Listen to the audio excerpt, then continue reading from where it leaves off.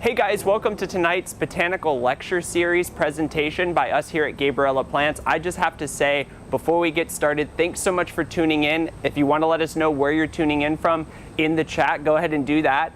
Also through tonight, there will be polls and also a tab that you can submit questions on our platform. Those will be something that Brett can interact with both throughout tonight's workshop and at the end we'll leave some extra time just for him to do that Q&A. And I do have to say, since Gabriella Plants started almost 4 years ago, when I first launched an Etsy store, Gabriella Plants has grown a ton, and probably the most rewarding thing in all of our growth, from going from 2 team members to now somewhere close to 30, has just been how much we've been able to see both. We've been able to grow a ton of plants, and we've also been able to grow a ton of people. And we're here in 2022 making that mission something we also bring to our customers, which is exactly why the team has been working so hard on tonight's presentation. I do have to say, Brett is a fantastic instructor. You're gonna have so much fun in tonight's workshop, and it's also not possible without the amazing production crew we have. I mean, you'll get to see, but multiple cameras. We really try to make this something that's on a completely other level. So if you like it, definitely share the link with your friends and make sure you attend future workshops. And with that, enjoy tonight's presentation. Hello and good evening, everyone. Welcome to the Advanced Propagation Workshop. My name is Brett. I'm head grower and botanist here at Gabriella Plants. And if this is your first time tuning in, let me tell you a little bit about myself. If you have already tuned into other lectures, then you already know who I am. But as head grower and botanist here, I am really into plants, and I have always been into plants. So much so, there's so many stories I could tell you, but I'll give you just a little bit. When I was in high school, I attended a greenhouse management technical center where I received certifications in greenhouse management, floriculture, landscape design. From there, I went on to college where over the summer, I interned with the horticulture department at Walt Disney World, and then I graduated from that small private liberal arts school in Virginia with a bachelor's of science in horticulture and agribusiness. But after studying houseplants in Virginia, I decided after I graduated that I wanted to be where the houseplants didn't have to be inside. And so Florida was calling, and here I am. I am really excited to present this for everyone at home tonight. You guys are in for a treat. So with that, I say let's go ahead and get started. So, advanced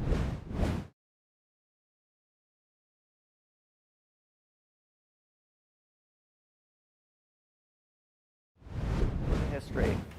First and foremost, we owe our entire foundation of civilization to plants. Point blank, we owe it all to plants. Roughly 10,000 years ago, we switched from a hunter-gatherer nomadic people to an agricultural-based society. When we made this switch, it allowed us to stay in place longer, which then allowed for larger population size and gave rise to cities and countries.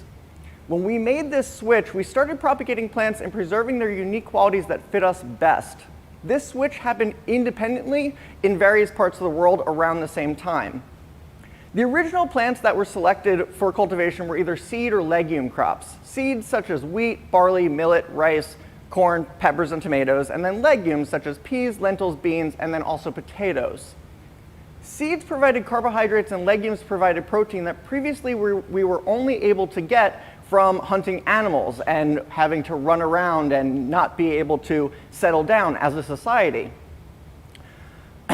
From there, the idea of plant propagation has many different facets, but there is evidence that the art of grafting, which is a type of plant propagation that I'll get to momentarily, was known to the Chinese at least as early as 1560 BC. So we did not come up with this. The art of grafting time, but some of the earliest references to overall plant propagation from 300 BC in these texts, Historias of Plantis and Decausis Plantarum. Theophrastus was a Greek philosopher and disciple of Aristotle. He described many aspects of plant propagation, including seeds, cuttings, layering, and grafting. From there, grafting was popular during the Roman Empire, and Paul even mentions grafting in the Bible, where he talks about the grafting of wild olive branches. During the medieval period, 750 to 1500 AD, specific skills and knowledge of the plant propagator were possessed only by certain individuals. So much so that these skills were considered trade secrets and were passed from father to son or within a specific group of individuals. At that time, often that knowledge of plant propagation was accompanied by superstition and sometimes even regained religious significance. Like, the idea of being able to successfully grow a plant was so crazy and bizarre to the people at the time that they thought they had mystical powers. Like, that's pretty cool to think of yourself as basically a plant magician at the end of this presentation. If you're able to master plant propagation, then you too maybe could attain religious significance. Grafting gained a resurgence during the Renaissance period from 1350 to 1600 AD. At that time, plants were being imported back from all parts of the world, and so grafting was crucial to be able to keep a lot of these exotic plants alive. At that time, they weren't as sophisticated as we are now, and so they lacked appropriate grafting wax, and so then they actually used a mixture of wet clay and dung to cover their grafting unions. Thankfully, we've come a long way from there, and we no longer have to use dung on our grafts. So when I get to my grafting tutorial at the end of this presentation, feel a little bit lucky that we're not working with that type of material, which I am very thankful for. From there, there are a few texts that I like to note. So the first book on nurseries was called Seminarium, written by Charles Estienne in 1530. Then Charles Baltet published The Art of Grafting and Budding in 1821. That book actually described 180 different methods of grafting. After that, Andrew J. Fuller published Propagation of Plants in 1885. Liberty High Bailey published, Liberty High Bailey published the Nursery Book in 1891. The reason that I call out these texts is because these books paved the way to many of the processes we use now around the world, and actually many of those processes have varied very little from then. So that's the history. I don't know about everyone at home, but history wasn't necessarily my favorite subject. My favorite subject was science. So let's get into the science of plant propagation.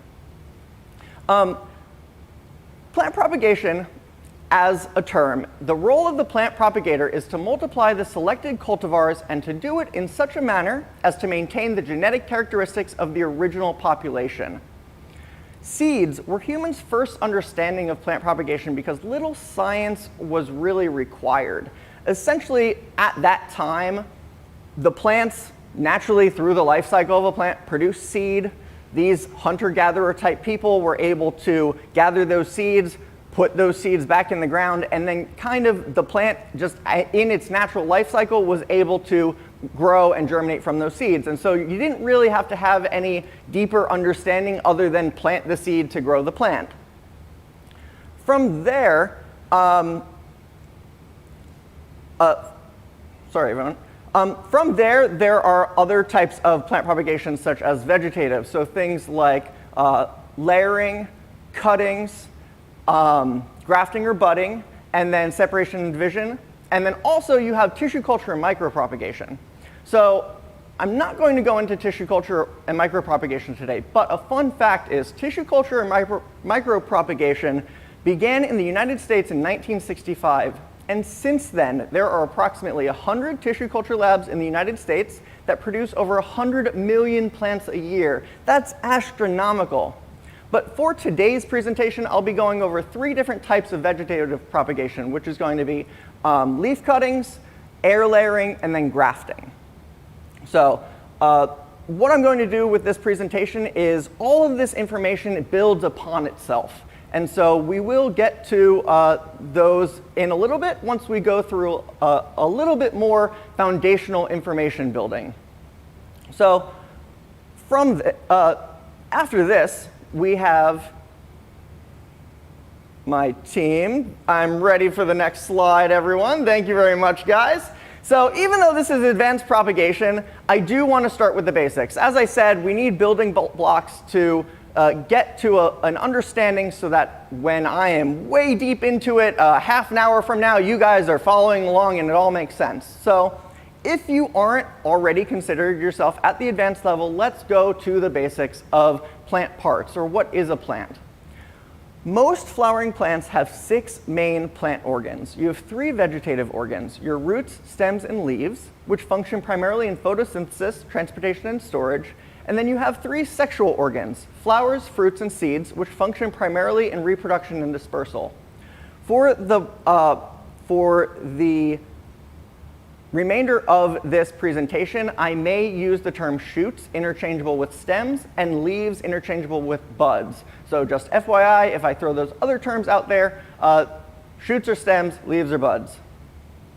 So next, let's get into cuttings. Cutting propagation is the clonal multiplication of plants with propagules of stems, leaves, or roots.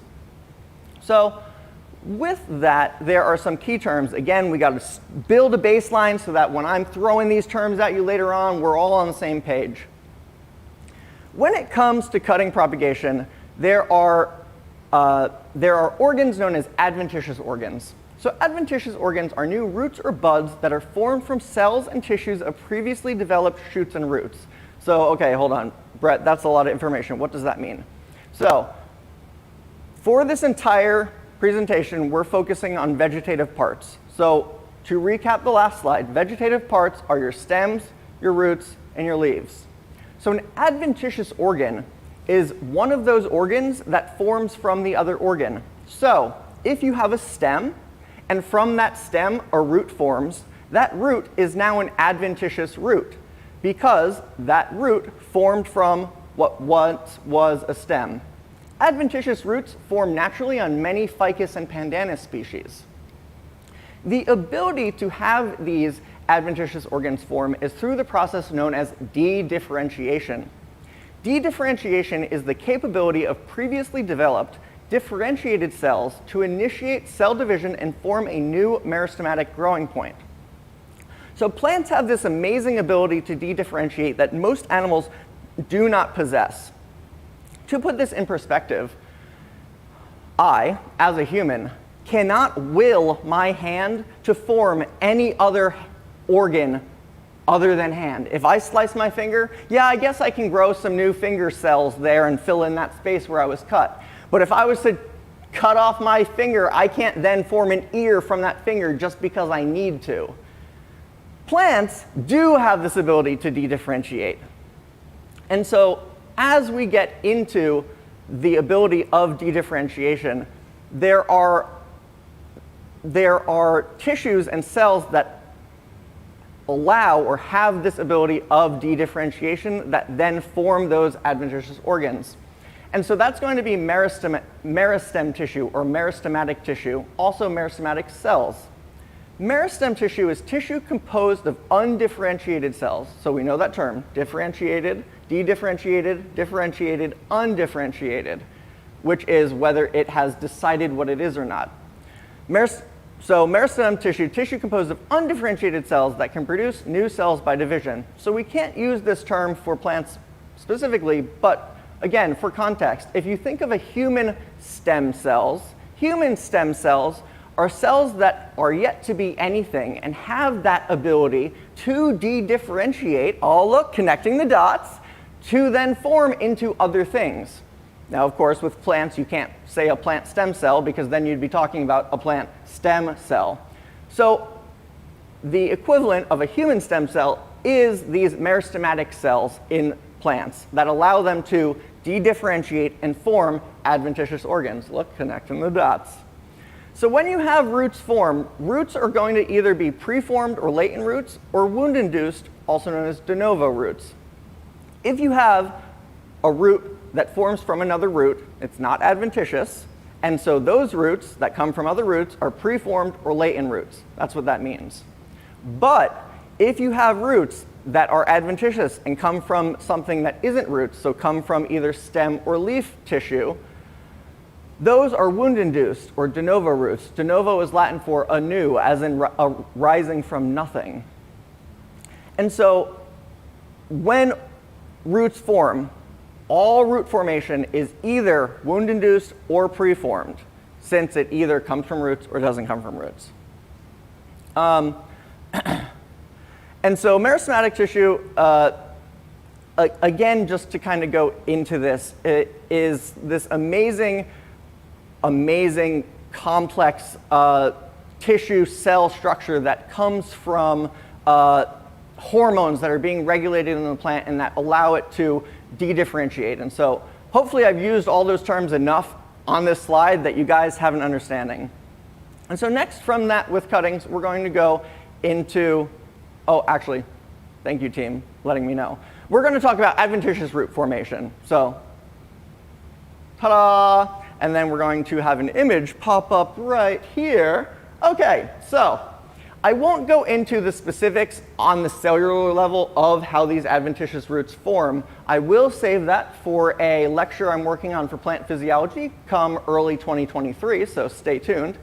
But I do want to show here that you can see on a cellular level when those hormones and those meristematic cells start forming roots from stem cell tissue, they literally form as like a couple cells, and then they expand, expand, expand, and then finally burst through the epidermis, that you can see here, bottom right, burst through the epidermis until they finally make contact with the world and then come out as a root primordia or beginner root. And so it's really, really cool to see how it all starts from literally just that one meristematic cell.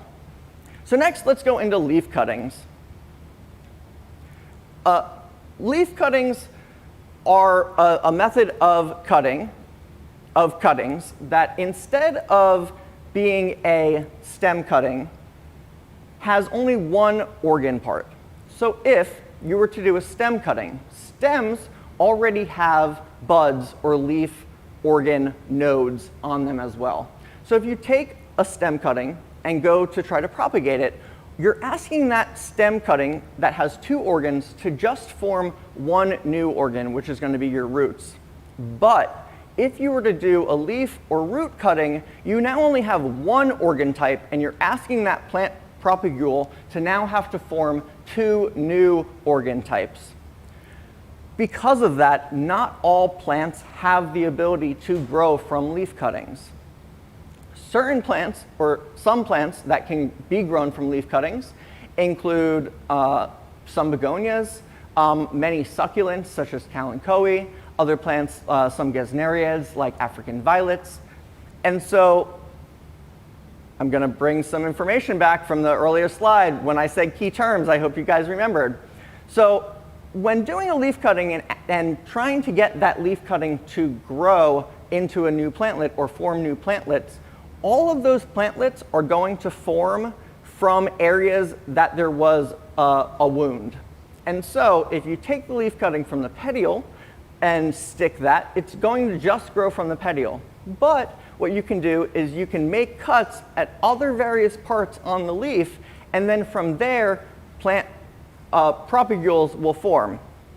And so at this time, since this is a lecture, but also a workshop, I'm going to go ahead and show you hands-on how to do a leaf cutting.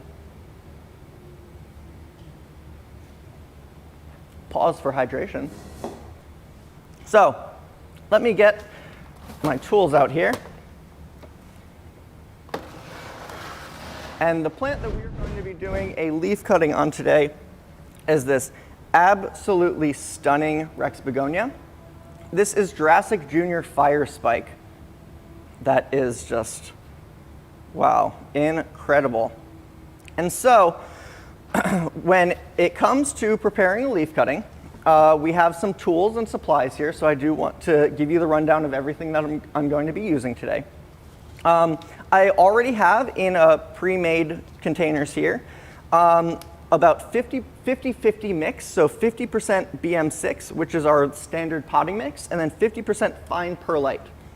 I do that for added aeration, as this is a sealed container. There is no drainage. I do want to make sure that there is ample aeration for the cutting to be as successful as possible. And so then what you would do at home, once you have this 50-50 mix in a sealed container, you do want to have some room that you'll be able to put the leaf cutting on, so you wouldn't want to fill it all the way. You then would want to mix these layers up, which I've done here already. So gone ahead and mixed it up. That's that same 50-50 mix just mixed in. You do want it to be somewhat moist, but not soggy or saturated. So I have already gone ahead and misted it in some. So this is that nice dark brown rich color is what I'm looking for to know that it's the ample moisture, it's not too heavy. As well, I always have a marker. It is always important when doing any sort of propagation, as I have learned through many trial and errors. It's very important to date and label all of your plant propagations, whether it be sexual, asexual, whatever. And so always marker so that you can go ahead and record. So I did already put Jurassic Junior Fire Spike with today's date on the lid here. Also, we are going to be using a grafting knife. So grafting knives are very, very sharp. We'll be using grafting knife a couple times this evening. And then as well, when doing any sort of plant propagation, anytime that it comes to you making a cut on a plant, plants are living beings just like humans. And so just like if you were to go into surgery, you would want your surgeon to fully sterilize before they were to go and operate on you. The same thing is in regards to plants, that you should always, always, always be sterilizing your tools anytime you go to cut into a plant. And so we do have alcohol swabs here. I have already sterilized this knife, but I am going to go ahead and do it just to show you the process. I'm so sorry. Oh, I'm so sorry. I'm turning this off. Technical difficulties. All right. Everyone at home, this is a live show, so you know what, it happens. It was an alarm to feed my animals. My animals will be okay, they'll eat later. So, all good, and we're back. So, as well, it is optional but recommended to use rooting hormone when it comes to trying to be successful with leaf cuttings. And so this is the rooting hormone that we're using. Rooting hormone is an auxin. So plants have 6 main hormones that they naturally produce. So this rooting hormone is just a synthetic version of a hormone that the plant produces naturally. So it's not anything crazy. Basically, we're just giving them a little dose of something that they would already be using and creating themselves to kind of give them a quicker, easier rate of rooting. And so I do have the rooting hormone in here, just separated out. This is the same thing. So now you know the tools. Let's go into the steps. What you're going to do is you're going to want to select a leaf for leaf cutting. As well, I also am going to use snips, so let me sterilize these as well. Even if the leaf is larger than your container, that's okay, because let me tell you why. So I'm going to select this absolutely stunning leaf here, and just for example, I'm going to cut along the petiole super long. So this part here, actually let me show you this. This part, so this is the leaf blade. But then if you see this long thing here, this is actually known as the petiole. And it's not actually a stem, it's actually part of the leaf. And so technically, this here is still a leaf cutting. This is not a stem cutting, this is not stem, it is leaf tissue. So as we now know, plantlets will form anywhere that there is a wound. So right now, the only wound that we have on this leaf is from the end of this petiole. So if we were to stick this in the substrate, it then would only form new plantlets from right here at the end of the petiole. As well, the length is a little off. When it comes time for us to put our leaf onto this substrate, we want to make sure that it's flush with the top of the substrate to allow for ample rooting into the substrate. So because of that, we're going to cut our petiole even shorter. I say usually about here, long enough so that it can get stuck in, but not upset the balance of the entire setup that you have. Still, this is the only wound that we have is right here at the petiole. So what we want to do, we can do a couple different things. What I'm going to do first is I'm going to make cuts along any of the main veins.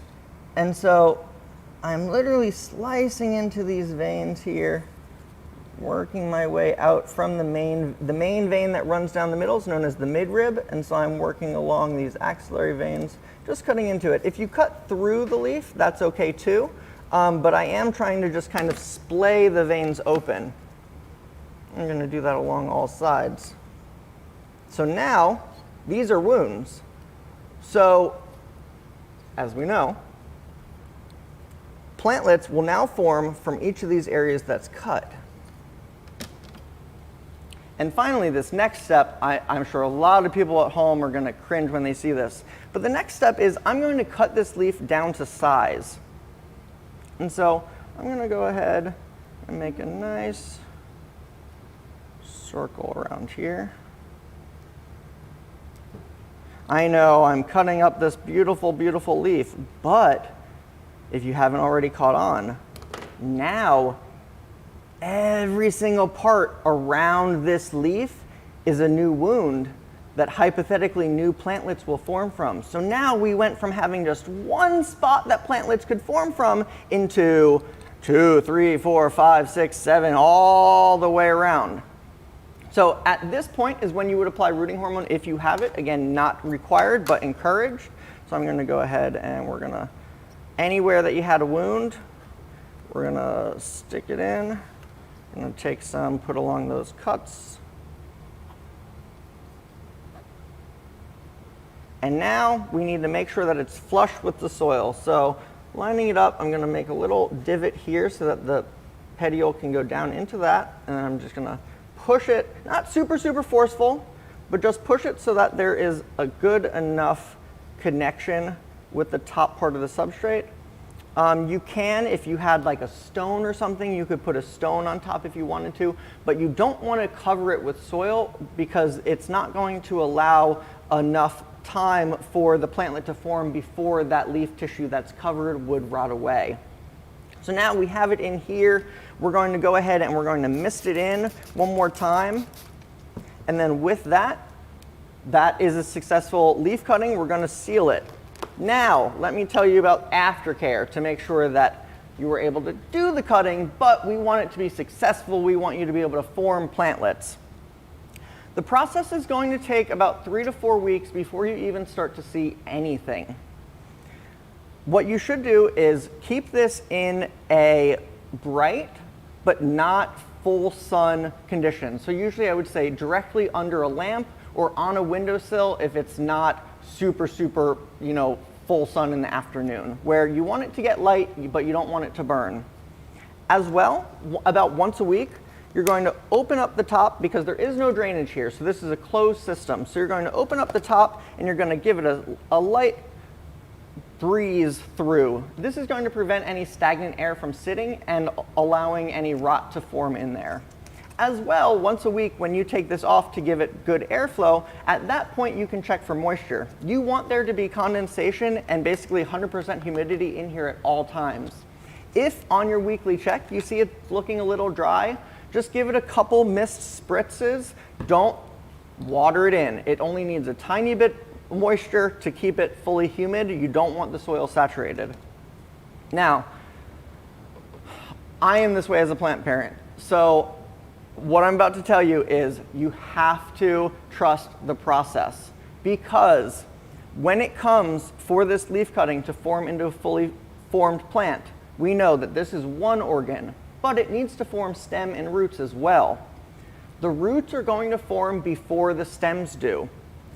So what that means is the roots are going to form from the bottom of this leaf or along all those wounds into the substrate. That means you're not going to be able to see anything. So if you're coming in here after week 3 because you're, antsy and you haven't seen any growth and you try to lift it up to see if there are roots or if there's growth, you're going to rip those roots up and it's going to have to start the process all over again. So, as a note, to know that you're on the right course, if after 2 weeks your leaf cutting still looks like this and hasn't browned or died away, trust the process and trust that roots are forming underneath. Depending on light, humidity, all different growing conditions, roughly around 4 weeks, you then could start to see plantlets form at each of those areas and then push up stem and leaf growth from there. From there, you can decide how you want to pot up those plantlets. You could separate them off into their own pots. You could put it into a communal thing. Really, that is up to you. But that is how you would do a successful leaf cutting and keep it alive and actually work. So there we go. On to the next part. Let's put these away for next time. Thank you, buddy. Thank you very much. All right, so the next part of plant propagation that we're going to talk about is layering. Layering is a way of rooting cuttings in which adventitious roots are initiated on a stem while still attached to the plant. And actually, before we get into this, as Shane mentioned at the beginning, I do have an iPad here that has questions that everyone can ask me. So let me look through here and see if there's anything that I can answer. Jen Nickel, good question, says, are the various numbers on some rooting hormones in reference to the concentration of the synthetic chemical? Like rooting hormone number 8 equals a higher concentration. Is there too much of a good thing, or can a plant only take in so much? Great question. So naturally, auxin, which is the plant hormone that is rooting hormone, let me start that over. Plants naturally produce auxin, but naturally they would never produce so much of it that it would technically overdose them. So when it comes to a man-made synthetic version of it, is there too much of a good thing? Yes and no, and let me answer that for you. All rooting hormone that is sold commercially is never going to be of a level that would induce some sort of toxicity or throw off the ability to de-differentiate and move through there. And so yes, you are correct, Jen, that when it comes to different numbers, it does equate to different percentages or strengths of the rooting hormone. And so this rooting hormone that we use here in the greenhouse is hormone number 3, which is a 0.8%. Most rooting hormones available are just 0.1%, which is lowest. We use 0.8% because we want the best, fastest roots possible. But 0.8% still is not of a level that would induce any sort of toxicity or throw off the plant. There are ways that you can get auxins of a super extreme higher amount that I have read papers on, that they kind of did it to see what the plant would do. And you definitely can form and make plants do some really crazy things if you do give them way, way too much auxin. But no worries, nothing on the market is going to affect your plant negatively in any way. So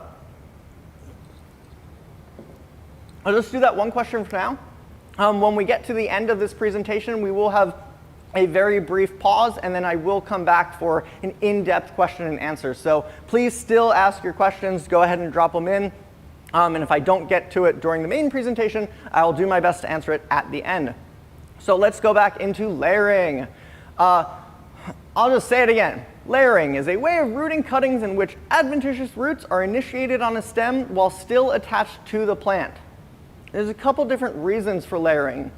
One, layering is great, and it's proven to work for difficult to root plants. As well, it maintains a physical attachment to the plant, to the main plant. Third would be increased accumulation of photosynthates and hormones. So photosynthates include carbohydrates created during photosynthesis, aka energy for production. And then hormones such as auxin, which is rooting hormone, is critical in rooting. And then as well, layering allows for the plantlets to keep the same level of maturity. So in humans, if you hear the term rejuvenating, you probably think of skincare and you think of forever youth and, oh, wouldn't it be so nice to be rejuvenated? But with plants, usually we actually don't want rejuvenation. In plants, rejuvenation is the term for when the maturity actually reverts and goes backwards into a more juvenile state. And so if you're not familiar, for example, there are many aroids, which is a family of tropical plants, that as they mature, their leaf size and shape and everything changes drastically. And so the forward maturation would be known obviously as maturation. The process is ontogeny, where it gets more and more mature and the leaves get bigger and bigger and bigger. But if the leaves were to go backwards and revert to a smaller size or a more juvenile state, that is known as rejuvenation. So really not what we want for our plants. So layering allows the plantlets to keep the same level of maturity. There's many different types of layering. There's simple, compound, serpentine, mound, trench, drop, and air. So I'm not going to go into all of them, but for example, a simple layering technique basically is when you're going to take the main plant and you're going to bend it to a point where one of those nodes is in substrate, soil, whatnot, and then the main stem's coming back up. And so then what would happen is that node that is now buried but still attached to the main plant is going to root out. Once that node is buried and roots out, you could remove it from the main plant, and now you have already a fully formed plant that isn't a cutting because it has roots, stems, and what else do we need at home? Leaves, exactly. So that's a simple layering. So compound basically is putting more than one node in the soil. Serpentine is every other. But what we're going to go into and what I'm going to show you here momentarily is air layering, which is a completely different method of layering. So let's go into that. Air layering is a type of layering in which an aerial stem is girdled, I'll define that in a moment, and enclosed with rooting media to produce rooted layers in the upper part of the plant. So, more key terms for everyone. I need to lay these down so that I can use them. As we already said, building blocks, you know, we're going to get there. I want everyone to, at the end of this presentation, fully grasp all of this information, even though I'm throwing a lot at you. So, when it comes to a vascular system of a plant, there are three main parts to that vascular system. First is going to be the phloem. And so I believe, team, we have actually put together this awesome little video that is going to demonstrate these things. So the phloem, which would basically be known as having the part of a woody plant. A phloem and ducts dissolve photosynthetics throughout the plant with a downward flowing motion. So what that means is in the leaves and the upper part of the plant, as the leaves photosynthesize and produces photosynthase and all of the carbohydrates. Those carbohydrates migrate through the phloem downward to the rest of the plant all the way down into the tips of the roots so that the plant can get all of those photosynthase and all of that energy that is produced up top. Next is going to be the cambium. So the cambium is the layer directly inside the phloem. The cambium extends throughout the length of roots and stems in the form of a thin cylinder of meristematic cells that produce secondary tissues which function primarily in support and conduction. So I already defined meristematic tissue, meristematic cells. These are the cells or tissues that have the ability to de-differentiate and form other types of organs if necessary. So right within the phloem, we have that thin layer of cambium, which is meristematic tissue, that allows for de-differentiation to happen. Next, inside that is going to be the xylem, which you would think of the wood of the tree. The xylem conducts water and minerals absorbed by the roots throughout the plant with an upward flowing motion.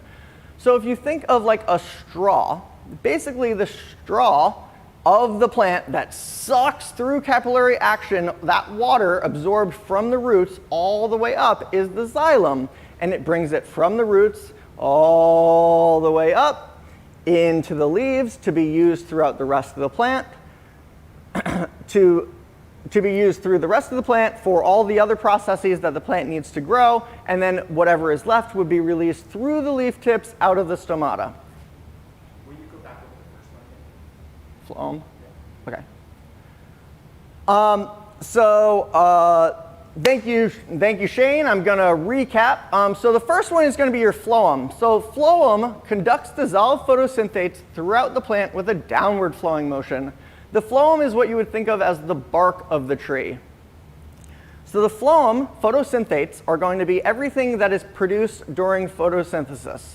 Photosynthesis up in the leaves is producing all of these carbohydrates, basically energy for the plant, and it's going to move all of those carbohydrates through the phloem with a downward flowing motion all the way down into the root tips for the plant to be able to use those energy carbohydrates as necessary to function as the plant.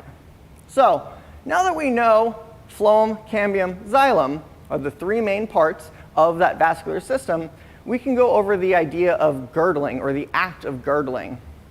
Girdling is the practice of cutting through or removing the bark, aka phloem, completely around the stem to interrupt the downward movement in the phloem in order to cause the accumulation of carbohydrates and other substances just above the girdle without interfering with the upward water conduction. So again, you're probably at home like, whoa, Brett, that's a lot of information. I will show you what I'm talking about here momentarily. I am going to walk you through how to do it. Girdling is this method of removing a piece of phloem so that we talked about downward and upward flowing. When you remove the phloem, it's going to, the plant's still moving down, but then when it gets to that girdle, it's not going to be able to go down anymore. Like if you have a hole in a straw, it kind of cuts off that flow. And so it's all those carbohydrates and energy that are being created up top, once it gets to that girdled area, are going to stop right there and accumulate right there like a roadblock. But because we didn't cut all the way into the xylem, the middle central straw is still intact, and so the upward flowing movement of the water is still able to bypass that girdled area. So let me get everything together up here, and let's go through air layering techniques step by step. So this is a Dracaena whitebird cane that, as you can already see, has been my little helper here for a couple different advanced propagation workshops.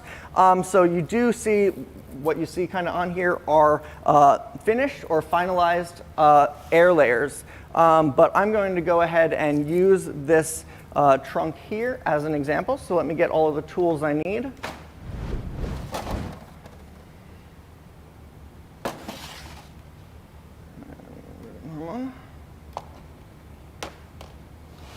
All right, so before I go ahead and get into it, let me show you the supplies that we need for a successful air layer. As previously mentioned, I'm going to be using my grafting knife. Sanitation is crucial, so we want to go ahead and sanitize this blade. As well, rooting hormone, again, not required but encouraged.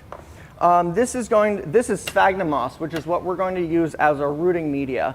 There are other places out there that use different types of substrate. I find sphagnum moss to be the best because it allows for the best mix of being able to hold moisture but also have aeration without it being too waterlogged, because you need just as much air as you do water for roots to form. If you don't have enough air pores in there, basically you're going to have an anaerobic condition, which doesn't allow for growth from the plant.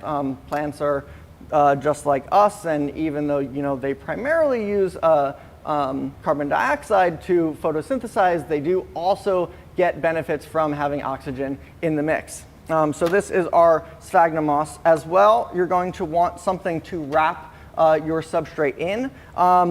You could use either aluminum foil or plastic wrap. I prefer plastic wrap because it's see-through. If you use aluminum foil, in order to see at the end if it was successful or for an update, you would have to peel the whole thing back to look inside. Plastic wrap, being see-through, allows us to kind of get a glimpse and see what's going on without having to disturb the entire air layer. And then also you will need some form of ability to secure it. So you could use zip ties. I like twist ties. And And then this is what you would call kind of an air layer tool or an air layer bubble, I've seen them as. This is going to basically take, you could buy these on Amazon, that this takes the guesswork or the manual labor of having to wrap it yourself with plastic wrap or aluminum foil, and it basically is that container for you. So that's the pro of using something like this, is you don't have to wrap it yourself, it kind of it does it for you. The downside of using these is you are stuck with only being able to use this for as wide as the entrance into that tube is. And so as you can see here, I believe this is a size small. That hole is only maybe 1.5 centimeters. And you could see that the stem on our Dracaena is way thicker than that. So we wouldn't actually be able to utilize this on here because it's not, the holes for this device aren't wide enough. So certainly not a bad thing. It is a little more user-friendly, but I'm going to go ahead and walk you through how to do it step by step the old-fashioned way. So first you're going to want to select the desired chute for air layering. When it comes to air layering, you want to make sure that the stem you're selecting is woody enough. If it isn't thick or woody enough, when you go to try to girdle the stem and remove that layer of phloem, if it's too thin, it's very easy for it to snap, and then you're basically just stuck with a stem cutting and you're not able to actually do an air layer. So you do want to make sure it is thick enough. Usually I say 1/4 to 1/2 inch is usually the thinnest that it should be. As well, if that area selected, usually we're looking for about 2 to 3 inches of space. If it was covered in leaves, you would want to strip all the leaves down. Thankfully, our stem is already bare here. So next, we're going to go ahead and girdle the stem. So I know I defined girdling, but let me show you. What we're doing is we need to remove the phloem, some of the cambium, but not affect the xylem. So I'm going to select my area about here, and so I'm going to go ahead and I'm going to make a cut all the way around.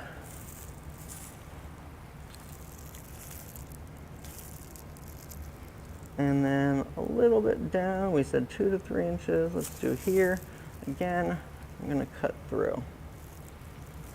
So once I do this cut, what we're going to do is we're going to connect these cuts.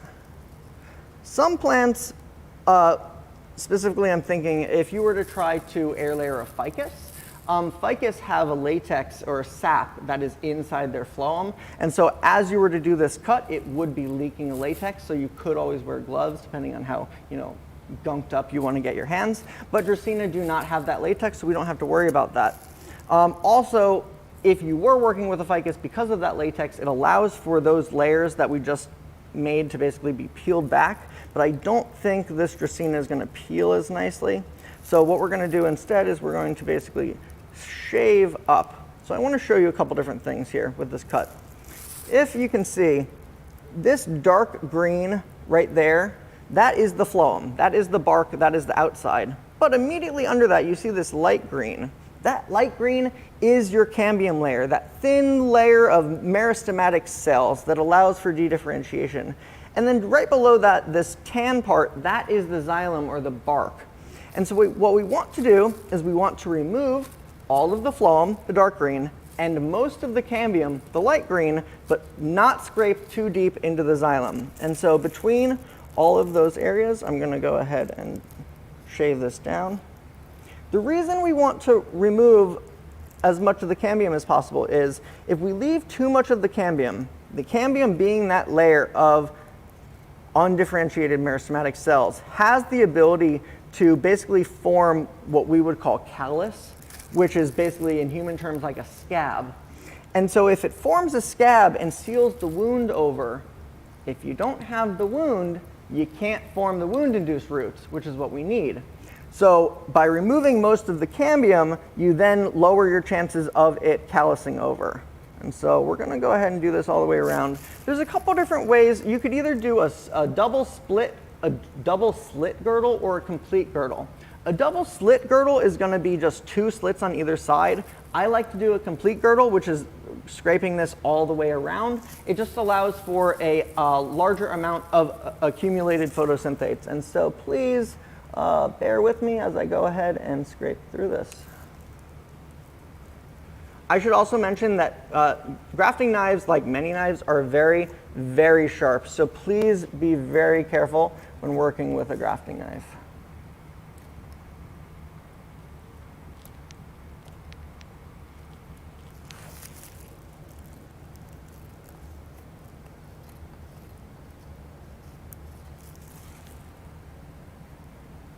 All right, almost. So, it doesn't have to be perfect. You know, I've left a little bit light green, totally okay. Totally okay. But so now let me explain that now that you see it on the plant, let me explain what I was talking about the accumulation and everything. Photosynthates, carbohydrates, energy being produced through photosynthesis happen up here in the leaves. As they're made in the leaves, think of the molecule traveling down through the phloem with the downward flowing motion, down, down, down, down, down the stem. As it hits here, now there's no more phloem. So all that energy, all that carbohydrates is going to get stuck right here. But because we didn't ruin the xylem, the water from the roots is still able to go past and get to the leaves, so it doesn't affect the growth or the production of energy up in the leaves. So, by having that accumulated carbohydrates and energy, it allows for rooting production or root production to really, really ramp up. So the next step is going to be, now that we have our area, if available, again, not required, but encouraged, apply your rooting hormone. So we're going to go ahead and just rub it on. Thank you, Jen, for already having me answer that. There is no such thing as too much when it comes to this level of rooting hormone. Really layered on there. Wow, I really just, what was I making? Bread? Looks like dough. I just got flour all over me. But yeah, flour on the table. But all right, so we have applied rooting hormone to our girdled area. Now we need to wrap it.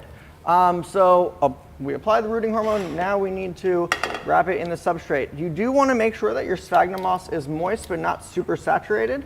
So this looks good to me. So this is kind of a methodical process, so it is something that you get better with time. But so we want to completely cover this so that no light gets into the actual girdled area. So we're going to go like this, all the way around. And then from here, we're going to take our plastic wrap,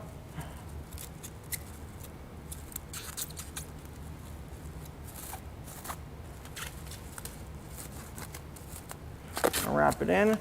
It is important, very important right now, to make sure it's super, super sealed. Same with the leaf cutting. We want to keep the humidity in here to be as high as possible without throwing off the balance of air to water. And so I'm going to take my twist tie. We're going to twist, get super, super tight. And then same up top.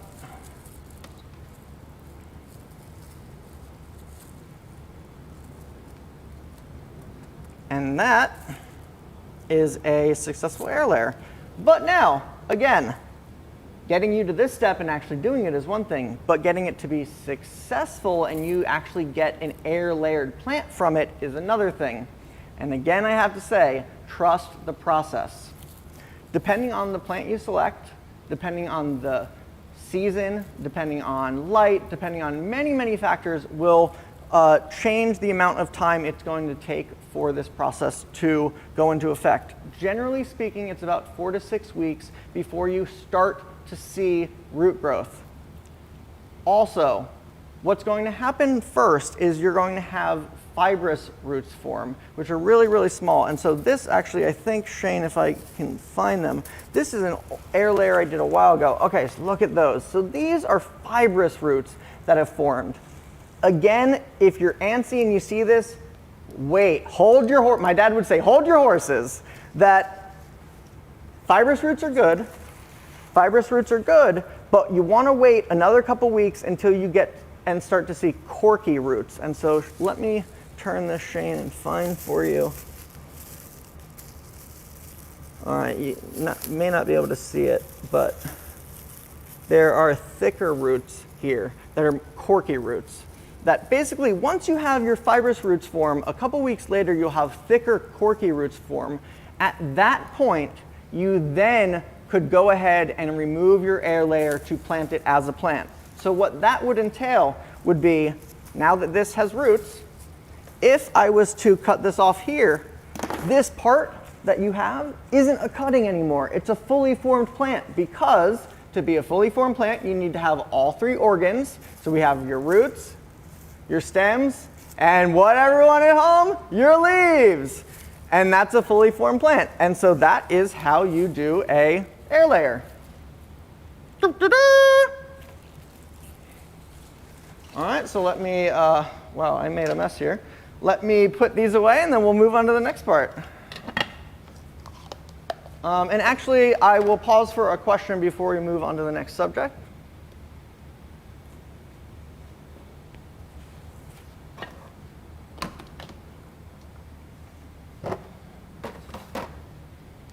All right, let's see.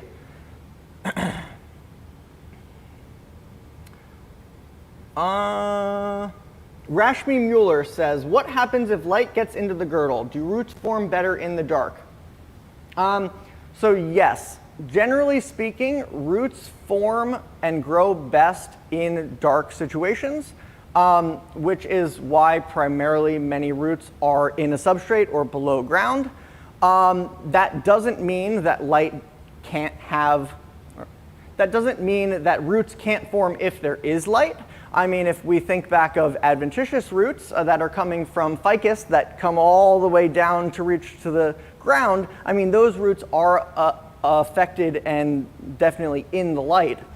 Just like how you saw with the air layer that was already done, those roots are on the outside of that plastic wrap, and so they technically are getting light. Generally speaking, though, roots do form faster and easier when light is starved of them. So yes, it is best to fully cover that area and stop as much light from getting into that area as possible for the fastest and best root growth. Great question. Let's see what else.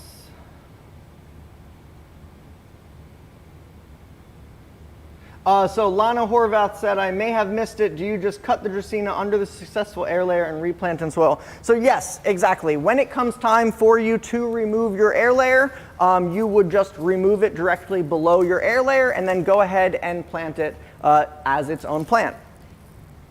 And then tying into that, I'll answer one more before I move on. Rashmi Mueller asked another question. Does the size of the stem and leaves above the girdle matter in proportion?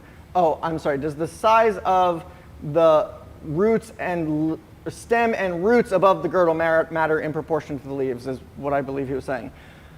Yes and no. That's why yes and no in the answer that you want to have your roots get a lot of fibrous and corky roots in that substrate, in that air layer girdled area before you remove it, because you do want to make sure that there are enough roots to be able to take in as many nutrients and water and everything that now separate plant would need to continue to function. So if you were to remove that exact air layer there, that is a lot of leaves for that tiny bit of roots, so you would want to wait for more and more and more roots, or you could always strip the leaves to keep the balance, you know, in equilibrium. Great questions, guys. All right, and so now let's move on to the third and final method of plant propagation that we're going to cover is grafting. Grafting is the art of joining two pieces of living plant tissue together in such a manner that they will unite and subsequently grow and develop as one composite plant. So there's a couple different, sorry everyone, collecting my thoughts. There's a couple different methods, or pause, reboot. There's a couple different reasons for grafting. Now again, going all the way back to the history, grafting was known to the Chinese as early as 1560 BC. So this is kind of a tried and true, the very first method of plant propagating that we've been doing for a really long time, and it's really, really cool that we're able to, as plant propagators, manipulate the growth of plants to be able to form this new fusion of plants. And so there's a couple different reasons why you would graft a plant. One is going to be perpetuating plants that cannot be propagated by other asexual means, such as, for example, if you've ever seen a grafted color top cactus. You've probably seen it at a big box store where it's a little round, brightly colored cactus that's like orange, yellow, red, pink, and it's grafted on a green, another cactus. That small moon cactus that's up top doesn't have any chlorophyll, and so it wouldn't be able to live if it wasn't grafted onto another photosynthesizing type of cactus. And so that's one reason that you would want to graft. Another one would be combining different plants that create a composite plant that is better than either of them individually. So for example, you may have heard of the term is escaping me, a snowbird, I believe it's a snowbird tree, where basically you have one citrus tree that produces lemons and limes and oranges and grapefruits all on one tree. And that's able to be done through grafting, that they were able to take all those different parts, graft them onto one main plant, and combine it to get a composite plant that's better than the others. Another reason for grafting would be saving a plant that resulted from an injury, or finally, another reason would be disease and environmental stress resistance. And so that is done a lot in like orchard and nursery crops, in fruit and food production, that what will happen is maybe one part or one plant that, let's say oranges, okay? I'm gonna give you an example. Let's say apples. Apples are better. You could have one apple tree that's really, really, really delicious. The fruit of that tree is really, really delicious, but that yummy, yummy apple tree is prone to a lot of diseases that make it really hard to grow that plant. But you could have another type of apple tree that is resistant to this disease, but the apple that tree grows is kind of icky and doesn't taste so good.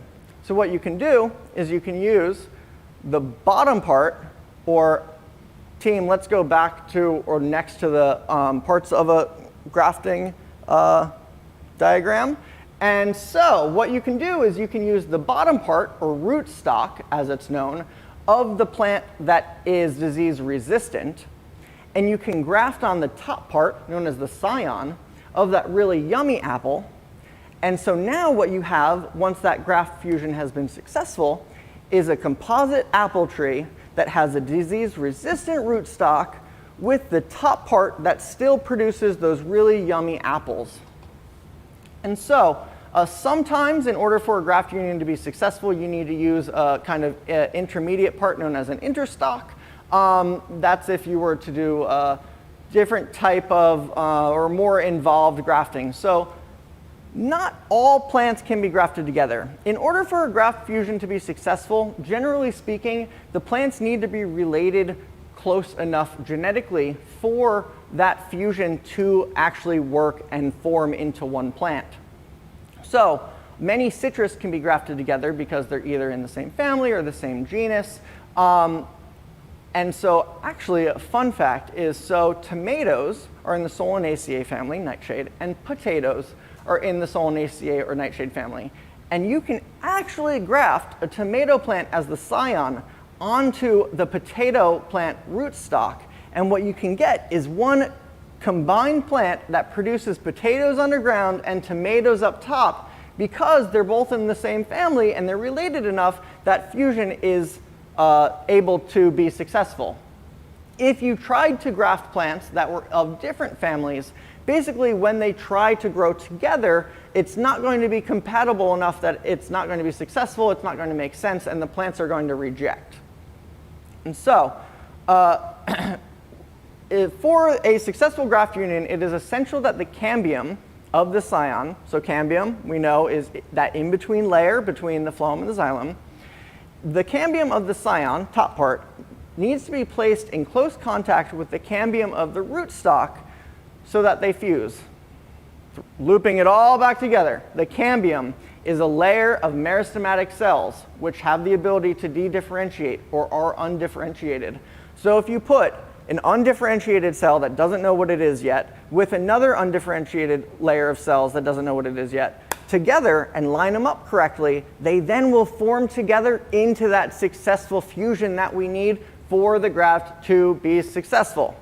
And so, with that, I would say it brings me to the final part of this workshop, which is let me show you how to successfully graft a plant.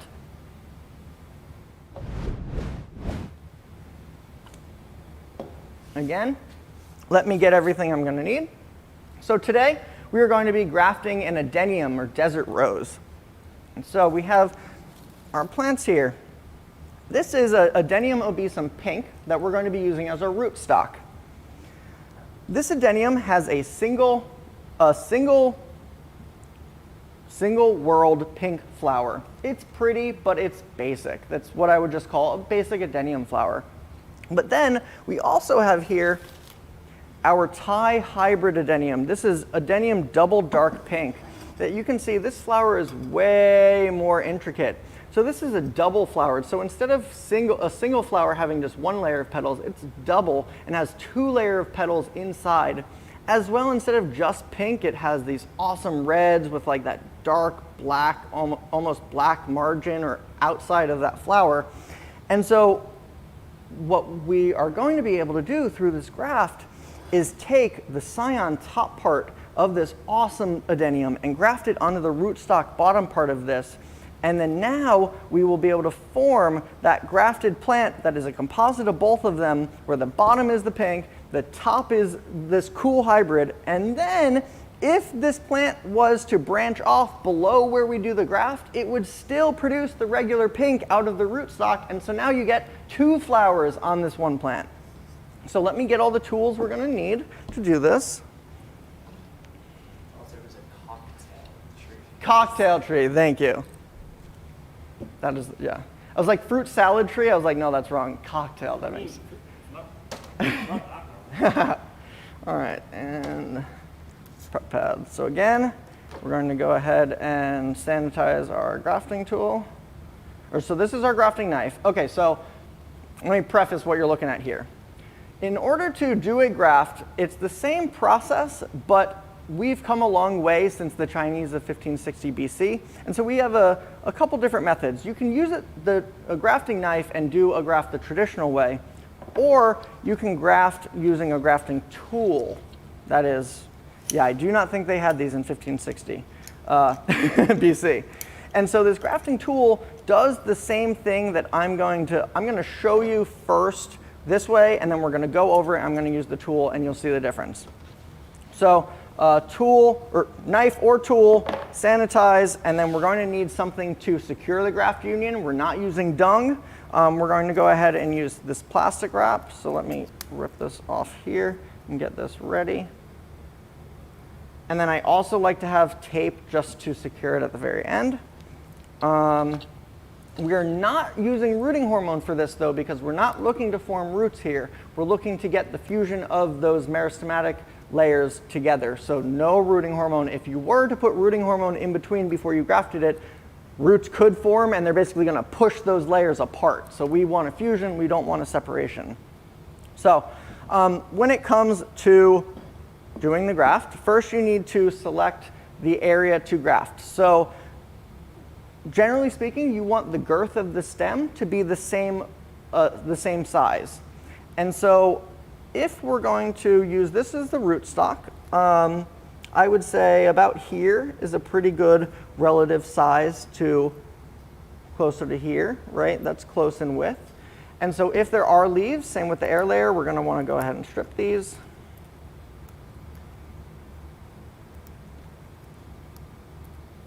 So that there is enough room that we can then secure it.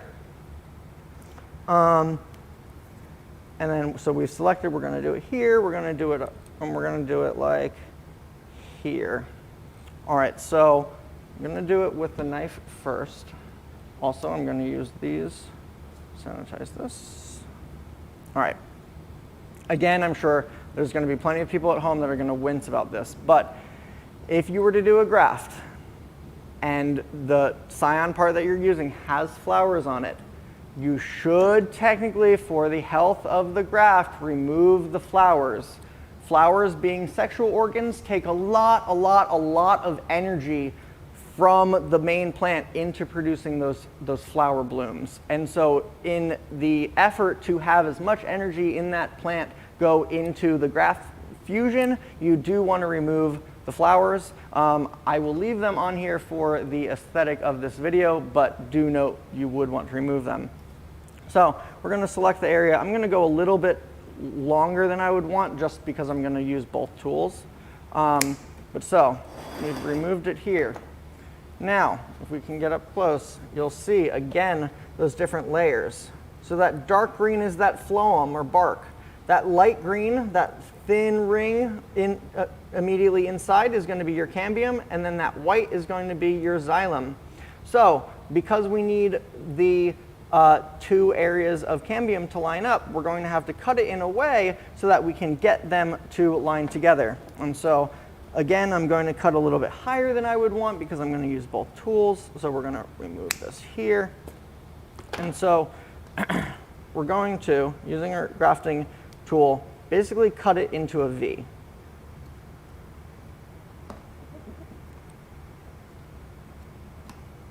A little bit. There we go. And then same side, we're going to go. Okay. So see, it's tapered off. And you can see now, again, phloem, cambium, xylem. So what we want to do is what we would make a slit here down so that in here, again, you see those different layers. And then what we would do is, oh, look, see how they would line up? We're going to put them together so that they line up. And at this point, we would seal it. But let me show you how to use the grafting tool before we go ahead and seal it. So that was manual with the knife. We had to make that V ourselves. And basically, you saw it took me a couple tries to get that narrowing down correctly. The tool takes the guesswork out of it. And so it comes with a couple different blades. But what you can see is basically it's going to cut it, and it's going to form essentially a puzzle piece, a positive and minus puzzle piece on both the scion and the rootstock. And so there's already one in here. Let me go ahead and sanitize this.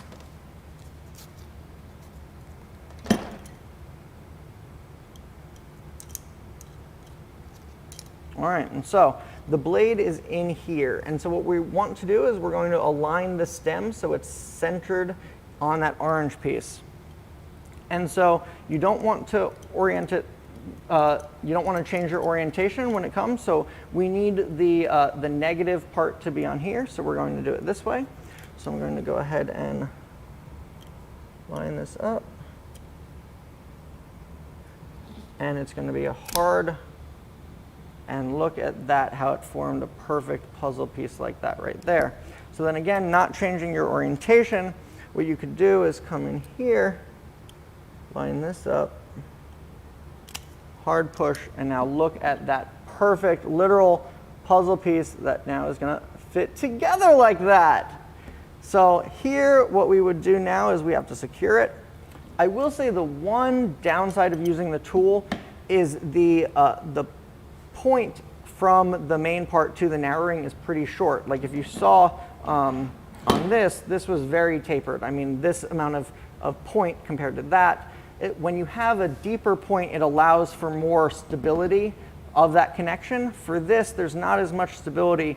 So I'm going to try to wrap it with the plastic, but it may even be beneficial if you don't have it super, super sturdy to use a stake and then tie it to the stake.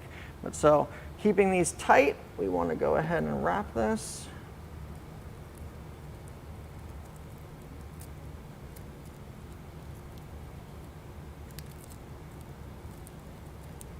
Yeah, could you imagine if we were using dung right now?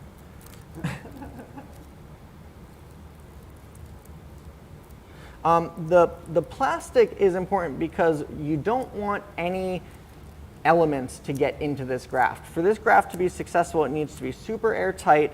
Basically, the plant needs to have a complete connection. It's like a straw. A vascular system of a plant is like a straw. And so if you take two parts of the straw and just blindly stick them together, there's not going to be enough connection for that capillary action, for that pull to connect the two pieces. So we need to keep it as secure and tight as possible to basically trick the plant into thinking that it is just one plant. And so now that it's wrapped, I am going to go ahead and use the tape just to secure that.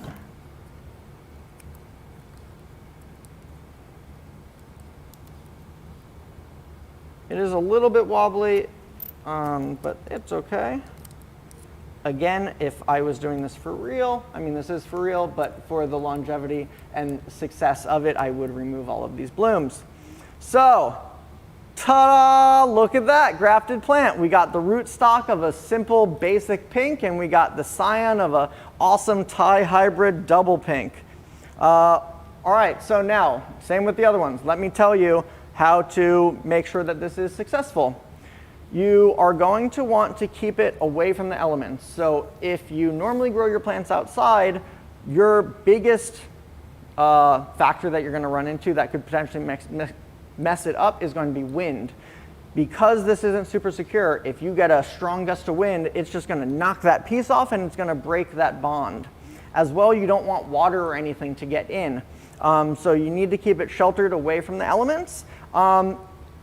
Depending on the plant, depending on the time of year, depending on many different factors, will determine how quick the fusion takes to happen. But you will be able to know within a couple days if even your attempt was successful or not.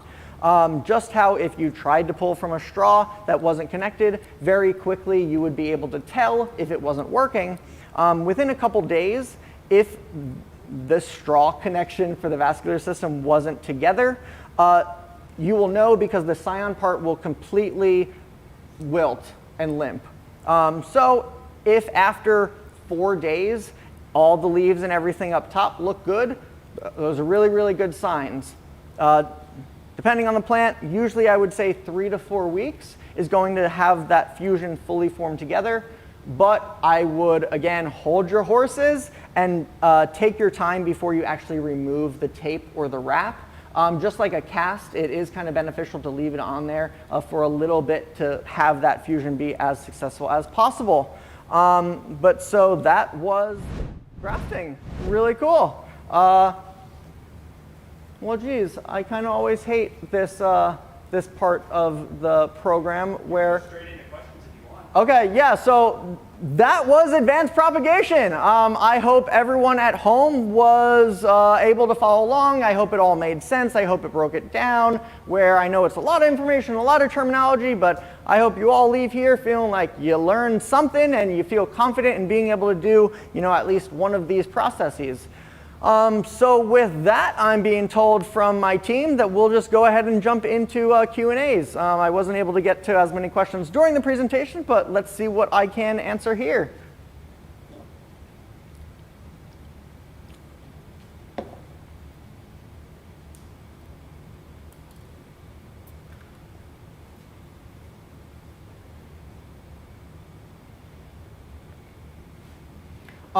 So Whitney Child asks, once you graft a plant, are you permanently creating a new breed of plant that can now be propagated normally going forward? Or would you have to graft new plants again if you wanted to recreate the same plant? Hopefully that makes sense. Yes, Whitney, totally makes sense. So, short answer is no, you're not creating a new plant.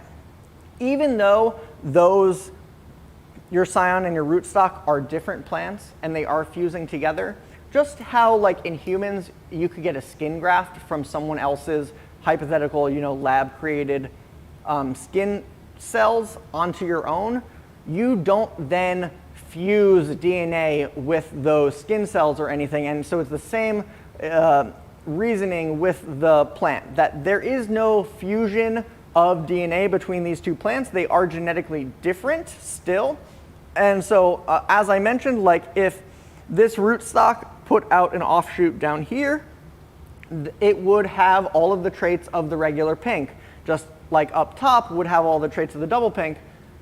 Likewise, you wouldn't get a double pink from below the graft union, and you wouldn't get a regular pink from above the graft union. There is no combination. It's just kind of a fusion working together, connecting the dots type thing in the graft.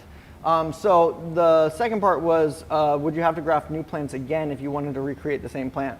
So yes, if you wanted to make the same fusion, you would have to do the fusion again. As well, like I'll go back to apples.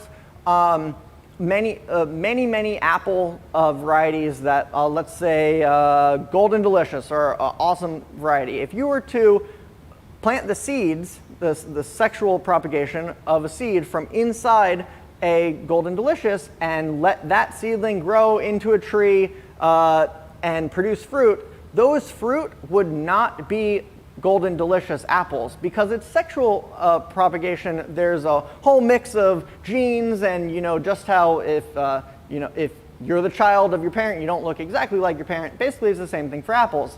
And so in order to make more Golden Delicious apple trees, you have to graft scions of Golden Delicious onto other apples to be able to perpetuate that specific variety.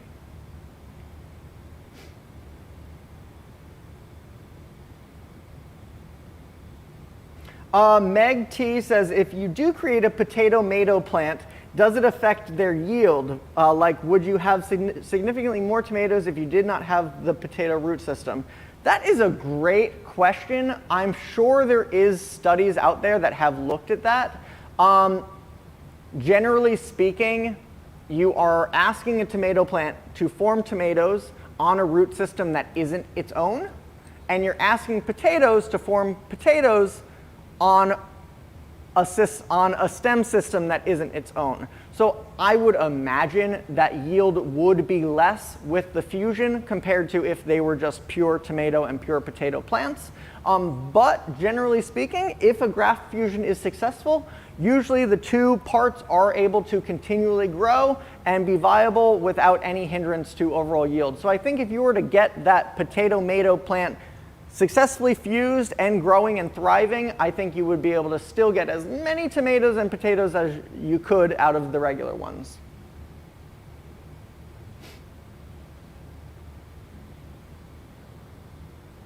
Let's see here, everyone.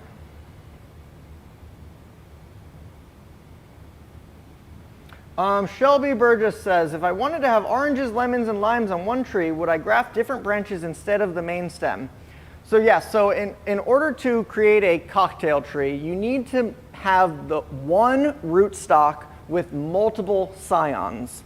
So you would want the bottom part, the rootstock, to be the same. So let's say we're going to choose a rootstock of an orange.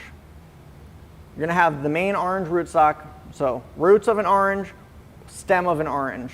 You're going to select that one that has multiple stems on that orange, that then you could, each of those different branches on that stem of orange, you could graft different scions of graft a lime onto this one, graft a lemon onto this one, graft a grapefruit onto this one, so then it grows, and then each of those scions, once the fusion is successful, will produce those fruit, and then you could also leave one of the main original orange branches to form into oranges. So one rootstock, many scion is your answer.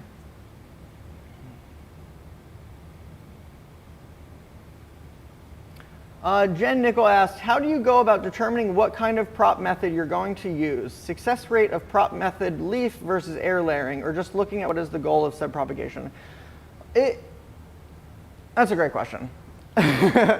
Really, it depends on, like you said, what is your goal that you're trying to get out of it, and what is your parameters of propping. Are you trying to propagate a plant for commercial production? Are you trying to do it because you just want a couple more houseplants? Are you trying to propagate a plant that's really, really hard to propagate from just a stem cutting? There's so many different factors that go into it. Really, I would say it's a plant by plant basis, and also it's a person by person basis. You could have taken this Dracaena, done a stem cutting, stuck it in substrate and hoped it root and not air layer it. But as a plant propagator yourself now, you should be able to see the benefits of doing a stem cutting and potentially it dropping leaves or losing maturity or not having the same energy supply versus if you were to do an air layer, which would be a more successful or better way to propagate that Dracaena. So it's totally up to the user and just how quick do you want to do it? And also, I will say, I say this on the podcast all the time. Shameless plug here. Shane and I co-host a podcast together called the Every Plant Story Podcast. Please check that out wherever you listen to podcasts. But I say on the podcast all the time, plants are all about experimentation. As a grower, if you have any question, if you think, can it work this way? Will it grow if I do this? Try it. I encourage everyone to try it. Plants are supposed to be fun. Growing is supposed to be fun. Just because someone on the internet says you have to grow a certain plant that way doesn't mean that that is the tried and true only way. Plants are amazing, incredible, remarkable living beings that are really, really, really adaptable and can surprise you when it comes to growth. So if you want to try it, try it. That was a long way to answer that question, but Jen, I hope you get it.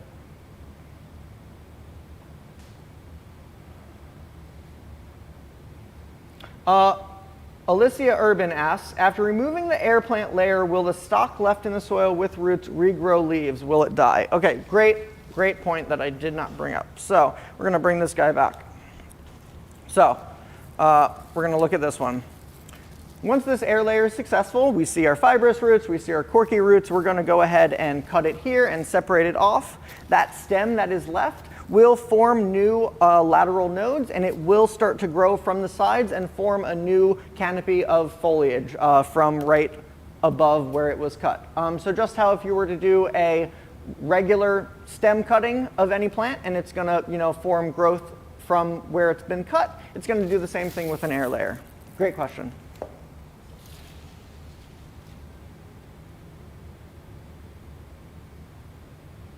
Rashmi Mueller says, do you fertilize a graft in progress or an air layering in progress, same as another normal plant, or do you fertilize less or more? So with any of these, with any plant propagation, you are asking the plant to form and grow more or in different ways than it would normally if you just left that propagation attached to the main plant. So just how if a human was to have surgery, you may want to baby them a little bit more. You may need to do physical therapy. I'm stretching here. I don't know. Take your plant on a walk. No, that's not what I'm saying. What I'm saying is you do want to kind of baby them and give them a little bit extra care. So I wouldn't say over fertilize. You don't want to necessarily drown them in nutrients, but it is totally fine to still fertilize as you were. I treat, anytime I do any type of plant propagation, I essentially treat the propagations as if they were already fully formed plants. And so go ahead and fertilize as normal, grafts, air layers, everything like that. The plant will definitely benefit and use all of the nutrients you give it in that process of healing. Darren Palmer asks, can you grow Hoyas from leaf cuttings or do you need a node? Ooh, interesting. So, going all the way back, key terms we talked about. So, Hoyas can grow from leaf cuttings, but there's a caveat. We know that there's 3 vegetative organs, your stems, your roots, and your leaves. And so Hoya leaves are able to form roots, but they're not able to form stems. And so you can get a Hoya leaf to root and continue to grow as in that leaf stays alive, but it won't ever produce more than that one leaf because Hoyas do not possess that ability to form stem tissue or adventitious stem tissue from leaf tissue. So in order to actually propagate a Hoya, you would need to do a stem cutting, which has those two organs, and then all you're asking for it to form are roots.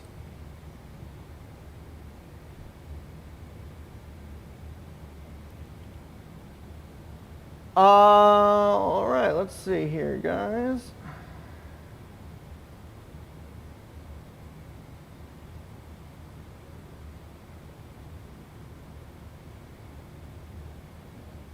It's organized in a weird way on my end. I just want to make sure I'm answering all the good questions. Okay. All right, so Lana Horvath said, to be clear, you do not recommend air layering with plants with a diameter less than 1 inch or so. The plant by plant basis, but what you need to make sure when you do an air layer is that it's woody enough. So usually woodiness correlates with stem thickness. I would say about 1/4 to 1/2 inch is kind of where my threshold would be. If it's any smaller than 1/2 inch, it's usually not woody enough. Because if it's not woody enough and you go to try to scrape away that phloem, you're going to accidentally cut into the xylem and there's not going to be enough support, and then that whole air layer is just going to snap, or you're going to cut too deep and it's not going to be successful.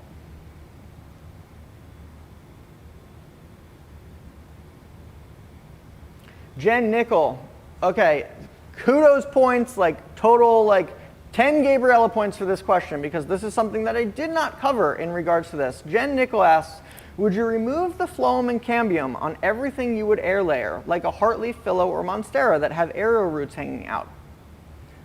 When it comes to air layering and that idea of phloem, cambium, xylem, that only works for some plants.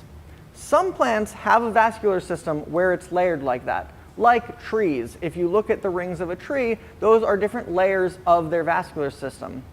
Other plants have vascular systems in bundles that are all throughout the plant. So instead of it being a nice ring, it's basically one ring with a bunch of smaller circles in it. So with plants that have a vascular system like that, you can't remove just the phloem to expose the xylem. Because of that, for things like a monstera, you couldn't scrape away the phloem to expose the xylem and do an air layer like that. So if you were to quote unquote air layer a monstera, you would do the same process as wrapping it in the substrate and covering it, but you wouldn't do the girdling. So no girdle, still air layer. That being said, a lot of plants can form roots, or can form adventitious roots from stems, even if they're just surrounded with moisture and darkness without necessarily being girdled.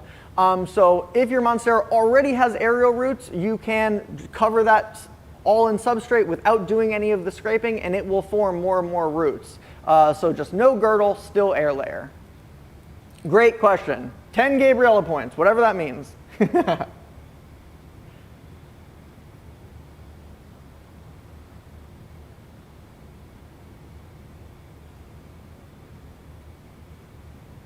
Renee Horde says, so some plants can create stems from leaves and others cannot. Yes, so just how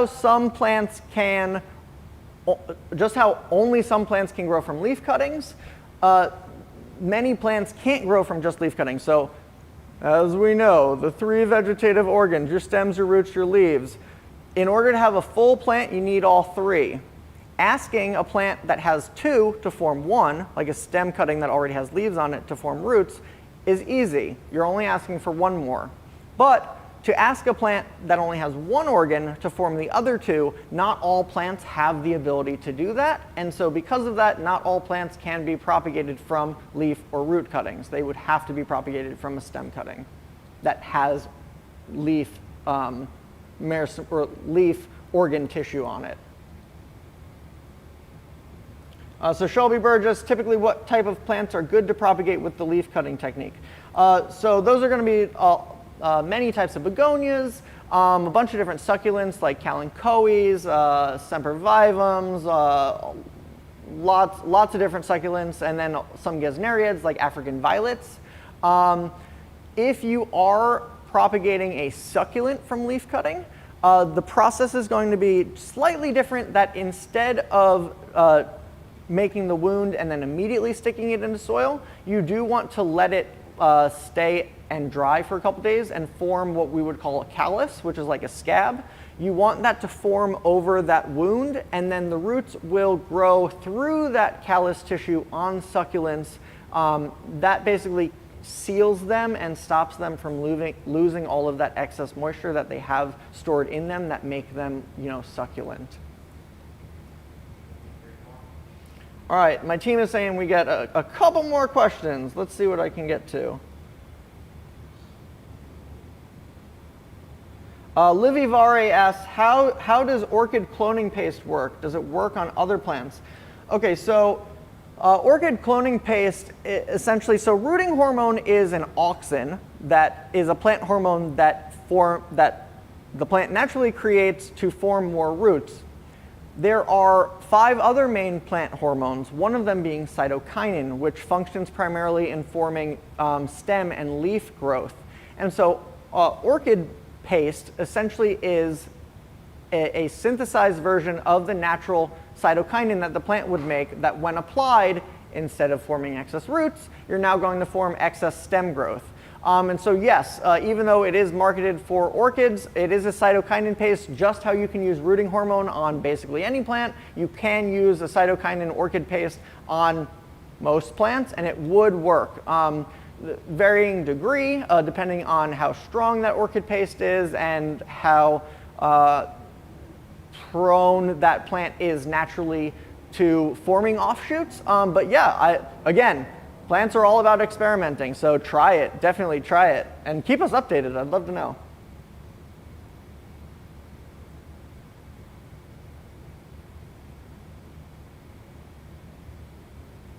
Rashmi Mueller says, in your first workshop, why did you say not to cut off yellowing or even dead leaves from a plant, if you did indeed say this? So if the leaf is completely dead, like it's brown, go ahead and remove it. But what he's referring to is, I am not a fan of, you'll see a lot of people online, as soon as a leaf starts to yellow, they'll go ahead and remove it. What you're doing is you're basically taking away nutrients from the plant that the plant could use into new growth.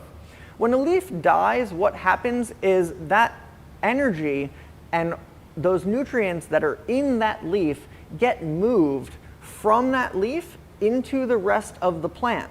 The plant is basically taking energy from one leaf to grow a new one. So if you remove the leaf before all of that energy is sucked out, now that amount of energy that it was planning on using into new growth is being taken away from it, and so now it has less energy to form that same new growth it was trying to form. As well, anytime you cut a plant and open up their vascular system, you can potentially open that plant's system up to disease. And so when a plant's leaf naturally falls off, it forms an abscission layer that basically is like a scab that seals it, so it's not an open wound. If you remove that leaf before the abscission layer forms naturally, you're basically cutting open the plant and allowing it to potentially be infected, which is not good. No one wants that. But if it's already totally brown and you're just peeling it away, that's okay. All right, let's see here.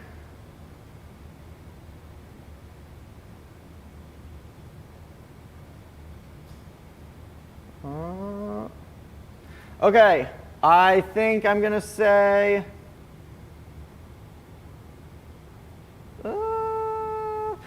okay, I'm going to go based on upvotes. So Meg T asks, when you separate the air-layered part from the mother, how do you seal that wound? Is it susceptible to rot or disease?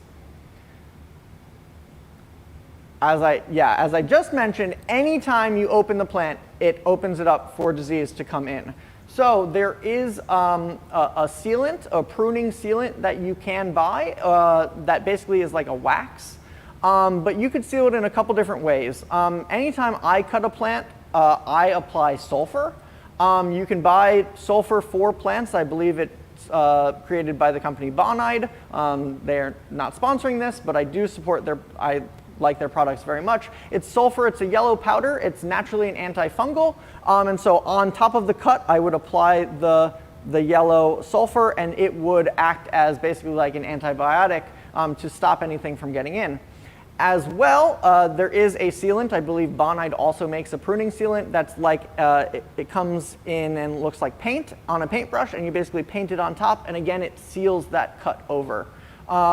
You can not seal it, and naturally the plant would form a callus tissue on top, but obviously as plant propagators, as advanced propagators that we now all are, we want to do what is best for the plant, and so sealing it or putting some sort of antibiotic on it is definitely preferred. And team, what do we think about that? How are we feeling? I think we're good. So from the bottom of my lovely, lovely plant-filled heart, I want to say thank you to everyone who tuned in to this lecture. Thank you so much. Please stay tuned. I will plug that not next Monday, but the following Monday, the 25th, we are doing another lecture workshop series on epiphytic and mounting workshops. So if you love epiphytes, if you like orchids, if you like air plants, if you want to know how to mount a plant, if you're just like listening to me talk, please check it out the following Monday on the 25th. Go ahead and register for that now. I am always working on new material, and so I will have 2 new lectures by the end of this year and then 1 planned for 2023. As you know, here at Gabriella Plants, we are always growing more. I also would like to do a huge shout out to my production team. Thank you, Shane. Thank you, Zach, who couldn't be here with us tonight. Thank you, Curtis. Thank you, John, for everything that without them, this would not be possible. So thank you from the bottom of my heart. Here at Gabriella Plants, we're growing people. Thank you, everyone. Have a great night.